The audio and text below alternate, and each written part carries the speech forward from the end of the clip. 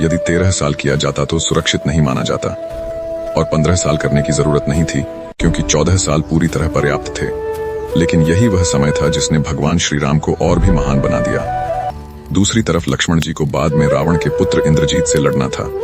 इंद्रजीत को वरदान था उसे केवल वही मार सकता है जिसने 14 साल तक सोया न हो। अगर वनवास 14 साल का न होता तो लक्ष्मण यह तपस्या पूरी नहीं कर पाते और इंद्रजीत को कोई भी मार नहीं सकता था।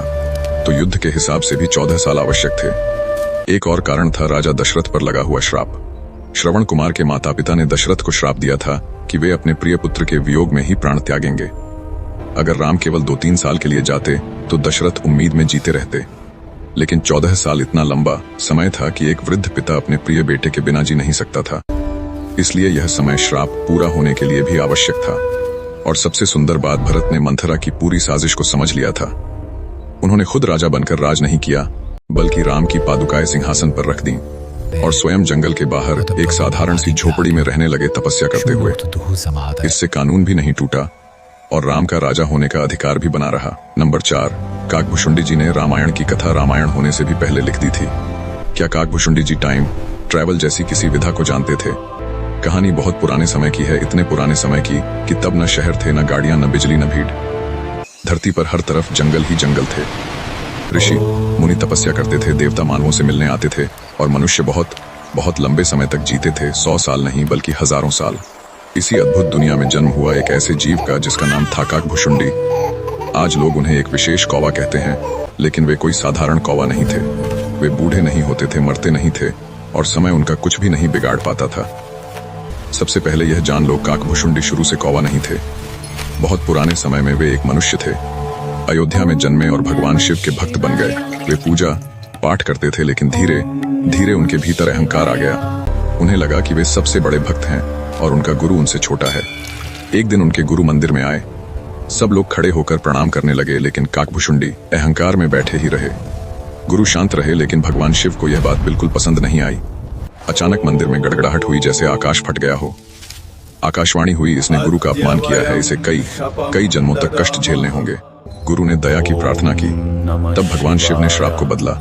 उन्होंने कहा, काकभुशुंडी कई जन्म लेंगे, लेकिन हर जन्म की स्मृति इन्हें रहेगी और अंत में वे भगवान राम के महान भक्त बनेंगे। यहीं से शुरू हुई उनकी अद्भुत यात्रा।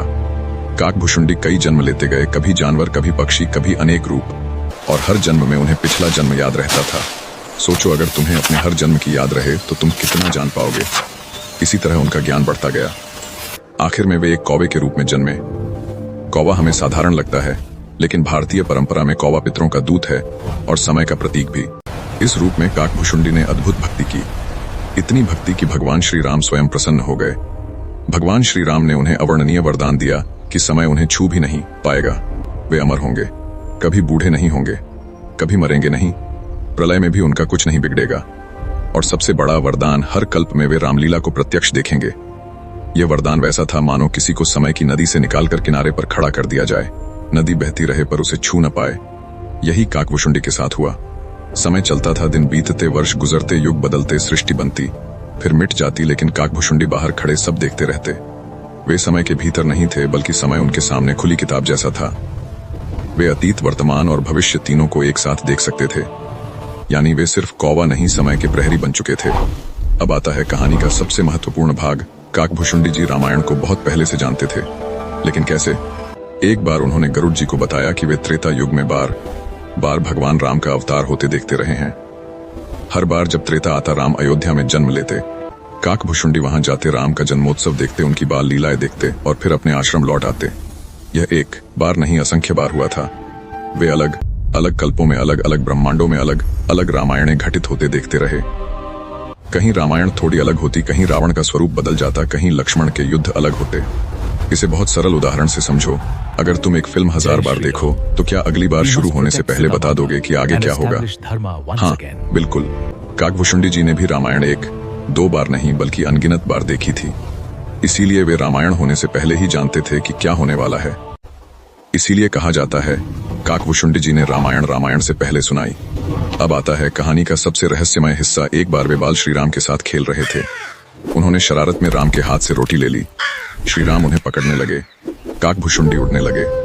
राम का हाथ बढ़ता गया, इतना बढ़ा कि वे डर गए और आंखें बंद कर लीं। जब आंखें खोली वे किसी और जगत में थे।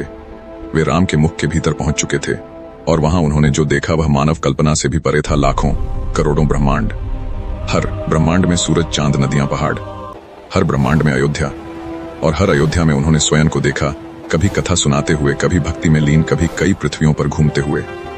यह दृश्य आज की भाषा में मल्टीवर्स जैसा था। नंबर 5, क्या माता सीता रावण की बेटी थीं, इसलिए रावण ने उन्हें कभी नहीं छुआ था? बहुत समय पहले की बात है। एक बड़े शांत जंगल में गृत्समद नाम के एक दयालु ऋषि रहते थे। वे रोज अपनी गाय का थोड़ा सा दूध एक छोटे घड़े में इकट्ठा किया करते थे। यह दूध साधारण नहीं था।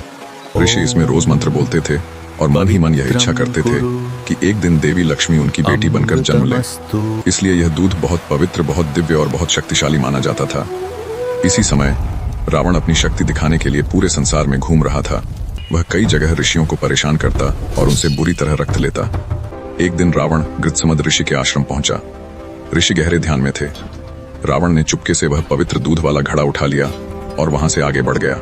रास्ते में जिन ऋषियों को उसने घायल किया था उनका रक्त उसी घड़े में डाल दिया। इस तरह उस घड़े में मिल गई एक ओर पवित्रता और दूसरी ओर पाप। रावण यह घड़ा लेकर लंका पहुंचा और अपनी पत्नी मंदोदरी को दे दिया। उसने चेतावनी दी, इस घड़े में जहर है, इसे कभी मत पीना। लेकिन मंदोदरी बहुत दुखी रहती थी। रावण हमेशा युद्धों और यात्राओं में व्यस्त रहता और वह अकेली पड़ जाती थी। एक दिन दुख इतना बढ़ गया कि उसने सोचा अब जीने का कोई अर्थ नहीं। उसने वही घड़ा उठाया जिसे रावण ने जहर बताया था और एक ही घूंट में पूरा पी लिया। लेकिन जिसे वह जहर समझ रही थी वह असल में ऋषि का पवित्र दूध और कई ऋषियों का रक्त, दोनों का अनोखा मिश्रण था। मरने के बजाय मंदोदरी गर्भवती हो गई। कुछ महीनों बाद उसने एक अत्यंत सुंदर बच्ची को जन्म दिया। बच्ची को देखकर मंदोदरी घबरा गई। उसके मन में एक ही डर बैठ गया, अगर रावण ने देख लिया कि मेरे पास अचानक ये बच्ची आ गई तो वह क्या सोचेगा। डर की वजह से उसने एक सुंदर सा संदूक लिया, बच्ची को उसमें प्यार से लिटाया और लंका से दूर एक सुनसान खेत में उसे जमीन में गाड़ दिया। कुछ समय बाद मिथिला के राजा जनक उसी खेत में खेती कर रहे थे। जब उन्होंने हल चलाया तो हल जमीन के नीचे रखे संदूक से टकराया। आश्चर्यचकित होकर उन्होंने जमीन खोदी और वह संदूक बाहर निकाला।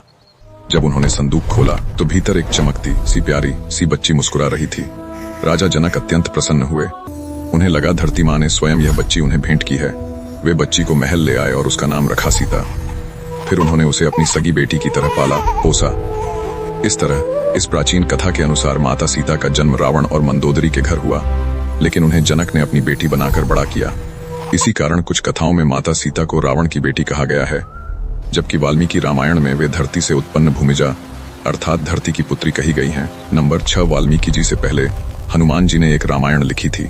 बहुत पुराने समय की बात है, जब राम और रावण का युद्ध हो चुका था। रावण मारा जा चुका था, सीता जी वापस आ गई थीं और अयोध्या में राम राज्य चल रहा था। सब और खुशी ही खुशी थी, पर हनुमान जी के मन में एक अलग ही भाव चल रहा था। हनुमान जी रोज राम जी की सेवा करते, उनके पास रहते, उनके चरणों में बैठते, पर जब भी अकेले होते तो एक ही बात सोचते, इतने बड़े बड़े काम हुए, इतनी महान लीला हुई, ये सब कहीं समय के साथ खो न जाए। इसे कोई लिख दे ताकि आने वाले लोग भी रामकथा सुन सकें। धीरे धीरे उनके मन में यह संकल्प पक्का हो गया कि वे स्वयं रामकथा लिखेंगे। हनुमान जी विद्वान थे, शास्त्रों के ज्ञाता थे और रामलीला के प्रत्यक्ष साक्षी भी। उन्होंने ठान लिया कि वे अपने देखे सुने के आधार पर अपनी हनुमान रामायण लिखेंगे। वे अयोध्या से राम जी की आज्ञा लेकर हिमालय की ओर चले गए। ऊंचे पहाड़, शांत गुफाएं, चारों ओर सन्नाटा, बस हवा की आवाज और पक्षियों का मधुर स्वर। हनुमान जी ने सोचा यह जगह सबसे अच्छी है, यहीं बैठकर राम जी की कथा लिखी जा सकती है। कागज कलम तो थे नहीं। तब हनुमान जी ने संकल्प किया, जब मेरा शरीर ही प्रभु की सेवा के लिए है तो लेखनी भी मेरे शरीर से ही बनेगी। चट्टानें बन गईं कागज और नाखून बन गए कलम। वे हल्के नहीं लिखते थे, बल्कि अपने नाखूनों से चट्टान पर गहरी गहरी रेखाएं उकेरते थे। धीरे धीरे अक्षर बने, अक्षरों से शब्द और शब्दों से दिव्य श्लोक। लिखते समय हर दृश्य उनके सामने फिर से जीवित हो उठता। राम का वनवास, सीता हरण, समुद्र लांघन, लंका दहन, युद्ध, संजीवनी, सब कुछ। कभी उनकी आंखें भर आती, कभी वे हंस पड़ते, कभी गर्व से सीना चौड़ा हो जाता। कई वर्षों बाद चट्टानों पर उकेरी गई हनुमान रामायण पूर्ण हो गई। यह रामायण अद्भुत थी, भक्ति से भरी, वीरता से ओतप्रोत और अत्यंत सजीव। यह सब तब हुआ जब तक महर्षि वाल्मीकि ने अपनी रामायण लिखनी शुरू भी नहीं की थी। उधर समय बीतते बीतते महर्षि वाल्मीकि को नारद जी ने रामकथा लिखने की प्रेरणा दी। उन्होंने साधना की, ध्यान किया और दिव्य अनुभूति से वाल्मीकि रामायण की रचना की। अब स्थिति यह हुई कि हनुमान की रामायण पत्थरों पर, वाल्मीकि की रामायण पांडुलिपि पर, दोनों अलग अलग रूपों में एक ही समय में धरती पर मौजूद थीं। एक दिन महर्षि वाल्मीकि हिमालय की यात्रा पर निकले। चलते चलते वे उस स्थान पर पहुंचे जहां हनुमान जी ने अपनी रामायण उकेरी थी। उन्होंने दूर से कुछ चट्टानें देखी जिन पर अजूबे जैसे चिन्ह बने थे। पास जाकर देखा वह चिन्ह नहीं, दिव्य अक्षर थे। उन्होंने पढ़ना शुरू किया और वे चौंक गए। अरे, यह तो रामकथा है। और कैसी भाषा, कैसा भाव, कैसी अद्भुत गहराई। एक शिला से दूसरी शिला, फिर तीसरी वे पढ़ते गए। उनके हृदय में आश्चर्य बढ़ता गया। वे सोचने लगे, यह किसने लिखा होगा? यह साधारण कवि नहीं हो सकता। यह तो वही लिख सकता है जो स्वयं राम के साथ रहा हो। पर जैसे जैसे वे पढ़ते गए, उनके भीतर चिंता बढ़ती गई। अगर यह रामायण संसार में आ गई तो लोग इसे पढ़ेंगे, मेरी रामायण कौन पढ़ेगा? मेरी तपस्या, मेरी साधना सब कहीं पीछे न रह जाए। उसी समय हनुमान जी वहां पहुंचे। उन्होंने वाल्मीकि जी को अपनी रामायण पढ़ते देखा। वे विनम्र होकर बोले, मुनिवर, क्या मेरी कथा में कोई दोष है? क्या मैंने कहीं गलती कर दी? बताइए, मैं सुधार दूं। वाल्मीकि जी असहज हो गए। हनुमान जी की सरलता देखकर वे सीधा उत्तर नहीं दे पाए। लेकिन हनुमान जी ने आग्रह किया, आप सच सच कहिए मुनिवर, आपकी बात से ही मैं सीखूंगा। तब वाल्मीकि जी बोले, हनुमान, तुम्हारी रचना में एक भी दोष नहीं है। यह तो अद्भुत है, इतनी सुंदर, इतनी जीवंत कि मेरी रामायण इसके सामने फीकी पड़ सकती है। यदि लोग तुम्हारी रामायण पढ़ेंगे तो मेरी रामायण का क्या होगा? यह सुनकर कोई दूसरा होता तो गर्व से भर जाता, पर हनुमान जी तो भक्त थे, उनके लिए यश प्रसिद्ध सब था। वे मुस्कुराए और बोले, मुनिवर, मैंने यह रामायण अपने लिए लिखी थी, संसार के लिए नहीं। यदि इससे आपके मन में जरा सा भी दुख उठ रहा है तो इसका यहाँ होना ही व्यर्थ है। वाल्मीकि चौंक गए। नहीं नहीं, ऐसा मत करो। लेकिन हनुमान बोले, आप मेरे से बड़े हैं। यदि मेरी रचना आपके कार्य में बाधा बने तो इसका कोई मूल्य नहीं है। दुनिया आपकी रामायण से ही राम जी को जाने, यही शुभ है। और इतना कहकर हनुमान जी अपने विशाल रूप में आए और एक एक करके सब पत्थर उखाड़ने लगे। वाल्मीकि जी घबराकर बोले, हनुमान, कुछ तो रहने दो। पर हनुमान बोले, मुनिवर, राम मेरे हृदय में है। मेरी रचना मिट जाए पर प्रभु का नाम कभी नहीं मिटेगा। उन्होंने सारी शिलाएं उठाकर नदियों में, समुद्र में बहा दी।